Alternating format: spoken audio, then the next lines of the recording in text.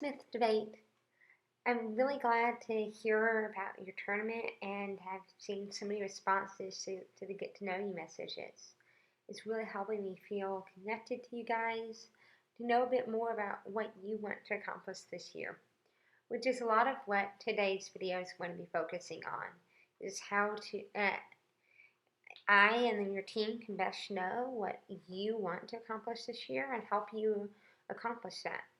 Debate isn't just about winning or losing rounds. It's also about getting some great skills out of that, be it learning how to be resilient in the face of adversity, being a great partner and teammate, even when you're struggling, and developing some great logic or rhetorical skills, just to name a few. For example, for me, debate was a way to be able to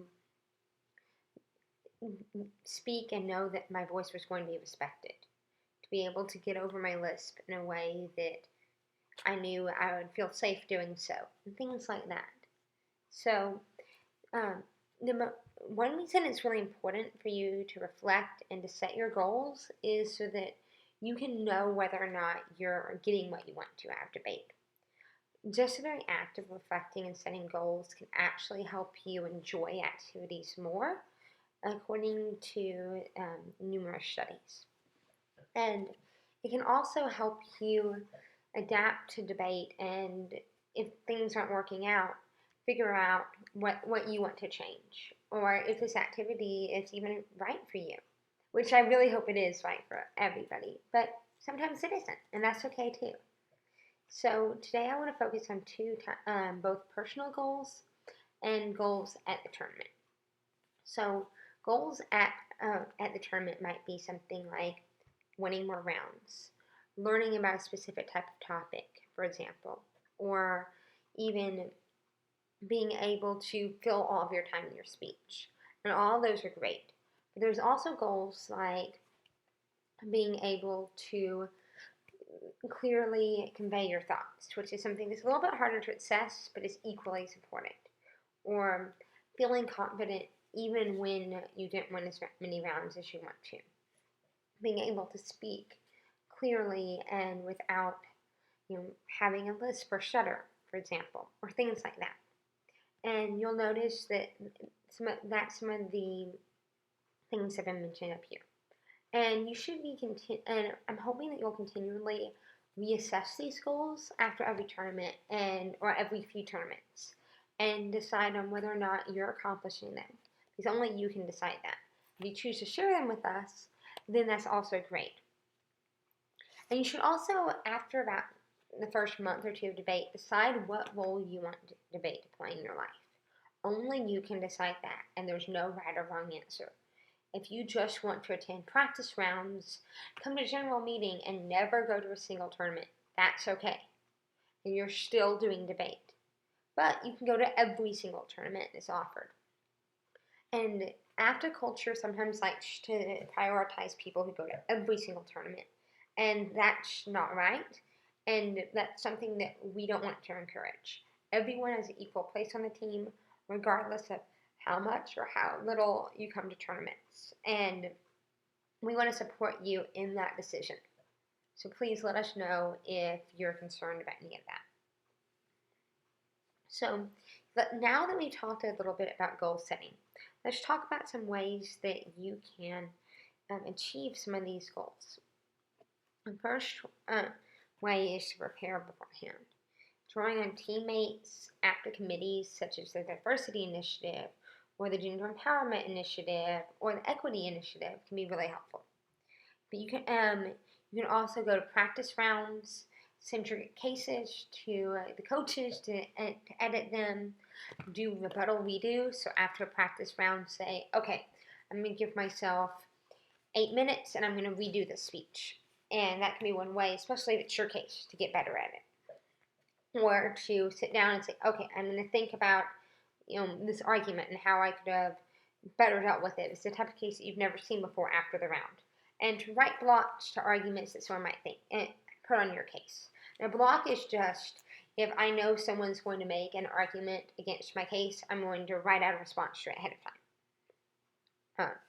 can also do things like speaking drills or, practicing the skills you've accomplished at general meeting by, for example, thinking of plain warmth and impacts to arguments in your daily life. But that's not the only way to get better at debate. You already know a lot of the skills necessary for debate, even if you've never done debate before. Things like logically constructing an argument are things that you've done in your papers already, even in high school. Being a good teammate is something that a lot of you already have experience with. Being perseverant and resilient in the faces of challenges are skills that I know you have because you had to be perseverant in order to get to Smith College in the first place. And being able to teach yourself something in the past is something that I bet the vast majority of y'all have done. Whether it be learning something in high school that your professor didn't show you very well, or if it's learning how to play an instrument, or cook, or ride a bike, anything like that. And I want you to think back to a time that you had to learn something new, a time that you would be perseverant and resilient in the face of challenges. And think about the skills that you used to accomplish that new task, to get over your first failure in a class, the first time that you made a grade that wasn't your absolute best. How did you deal with that? And those are the skills that you can use for debate. Everybody's answer is going to be entirely different, and that's completely okay. And we want you to use what works for you. People give a lot of debate strategies. Some of those are really useful, such as how to clearly organize a rebuttal speech is something that can be taught. Something like being resilient is something that only you know what works for you. And like I said, you've done this before.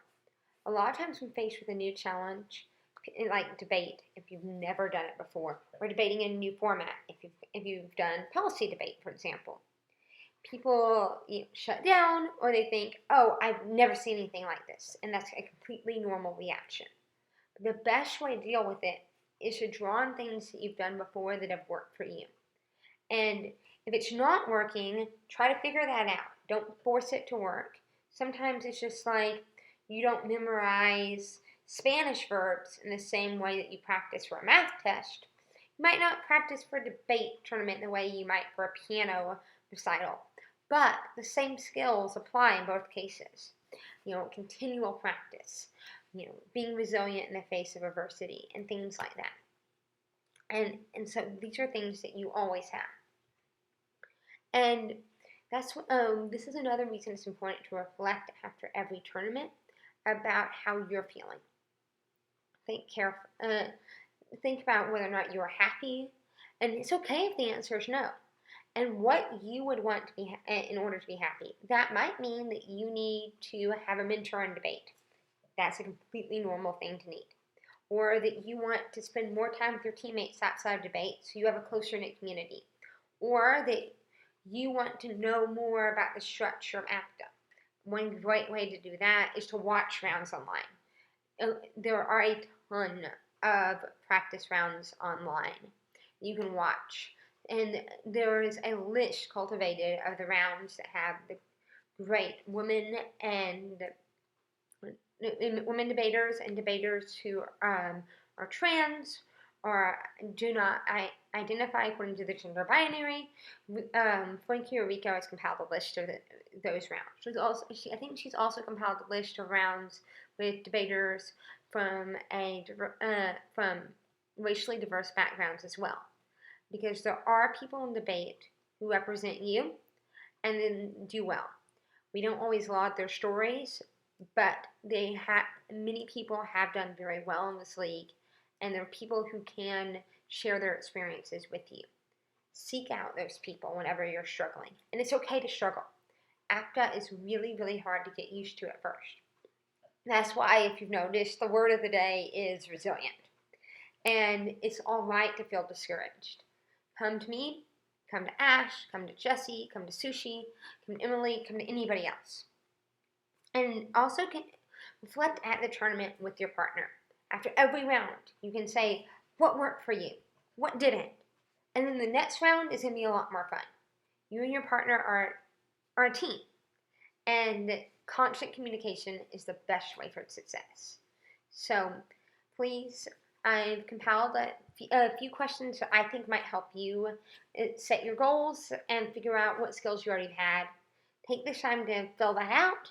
Think about it at home, and I would love to talk with you about your goals, look at cases, brainstorm ideas with you. Just feel free to send me a text, email, Facebook message. I'll see you soon.